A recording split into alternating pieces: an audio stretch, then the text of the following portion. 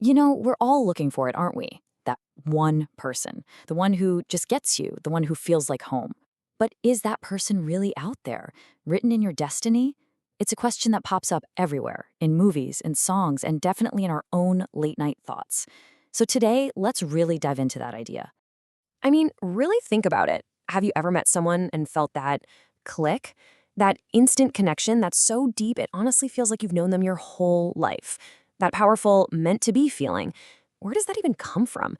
Is it just a happy accident? Or is it a sign of something much, much deeper? Okay, now this is where the whole perspective starts to shift. Just listen to this piece of wisdom. It suggests the connection we're talking about isn't really about finding your missing half. It's about souls recognizing each other, like they've met before, somewhere else, in a time before this one. It's less about earthly chemistry and more about a kind of spiritual memory. And that leads us to a really important distinction we have to make here. We've got to separate the Hollywood idea of a soulmate from the faith-based concept of a destined partner. They might sound the same, but trust me, as we're about to see, they are worlds apart. This chart just lays it out so perfectly. On one side, you've got the pop culture fairy tale, this magical person who completes you and guarantees a life of effortless bliss. But on the other side, the Islamic perspective is just different. Your partner is seen as a provision from God, a blessing for sure, but also a beautiful test. It completely shifts the focus from some kind of magic to meaningful effort and having trust in a divine plan. Now, at the very heart of this entire idea is the concept of qadr, or divine decree. This is the core belief that everything, absolutely everything, is preordained by God. Every single provision for every single soul is already written down, and that includes who we are destined to marry. So it's not about luck. It's about a story that's already been penned by its author. And this verse from the Quran just cements that idea. You see, just like our food and our livelihood are provided for, so is a righteous spouse. They are a form of rizq, a provision specifically allocated for you by the provider himself. It's a pretty comforting thought when you think about it, isn't it? But let's be real for a second. What happens when things don't work out? What about the pain of a door slamming shut, of rejection, of waiting and getting nothing? I know, that's the hardest part of this whole journey. But from this perspective, it's not about failure at all. It's about divine redirection. This verse is so powerful, and it's really the key to understanding those closed doors. Our view of our own lives is so limited, right? What we see as a huge, devastating loss could actually be a law protecting us from a heartbreak we can't even see yet, or steering us away from a path that wasn't actually good for our soul. This is something you have to let sink in. Rejection, it is not a comment on your worth. It is divine redirection. It's God, in his infinite wisdom and mercy, just gently steering you away from a road that wasn't meant for you so he can guide you toward the one that is. And sometimes that redirection isn't a hard no. It's more of a not yet. The idea here is that two souls might be kept apart for a while, not because they're wrong for each other, but just because the timing isn't perfect.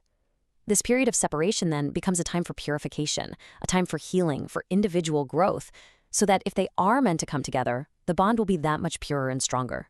Which leads right into this crucial reminder. Delays are not denials. This is so important. Just because what you've been praying for hasn't shown up yet doesn't mean you haven't been heard. You have to see it as divine preparation. God is the master of timing.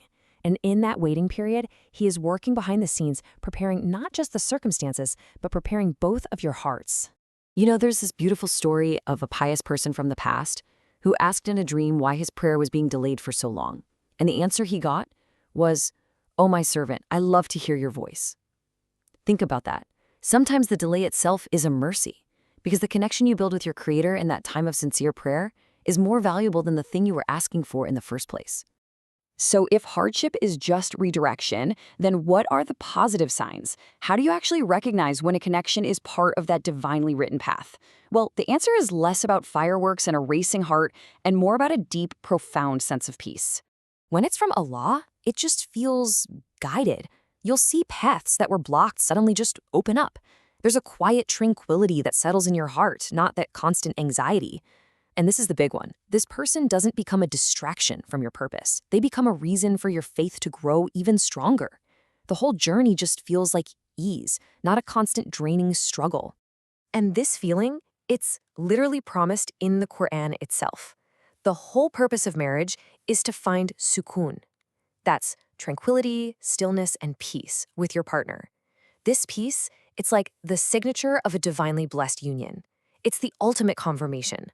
So it really just boils down to this simple, powerful check-in with yourself. Ask yourself, does this connection bring me peace, or does it bring me anxiety? Does it feel guided, or does it feel forced? Is it strengthening my faith, or am I starting to make compromises? The answer to those questions, well, it tells you pretty much everything you need to know. Okay, so understanding all of this is one thing, but what do we actually do while we're waiting? You know, this waiting period isn't supposed to be passive. There's this beautiful balance in Islam between having faith and taking action. So what's your role in all this? Well, it breaks down into 4 really active steps. First, gratitude. Focus on the blessings you already have right now. Second, sincere prayer. Just pour your heart out to God like you're talking to your closest friend. Third, self-reflection. Work on being the person you hope to attract. And finally, righteous action. Stay busy with good deeds and fulfilling your own purpose. And that famous saying just sums it all up perfectly, doesn't it? Do your part, take the practical, sensible steps, tie your camel, and then, and only then, place your complete and total trust in Allah's perfect plan for the outcome. And this brings us to the final destination of this entire journey. It's a huge shift in perspective, where the ultimate goal isn't just about finding a person anymore, it's about finding a state of being. And this, right here, might be the most important takeaway of all. The strongest sign isn't a lightning bolt from the sky. It's the deep, profound peace that settles into your soul when you finally stop trying to control everything, when you surrender the outcome, and you hand the pen back to the author of your story. That tranquility, that incredible lightness you feel when you finally let go, that's the answer. That's the sign you were looking for all along. So let me just leave you with this final question. What if this whole journey, the searching, the waiting, the trusting, what if it isn't ultimately about finding the one at all?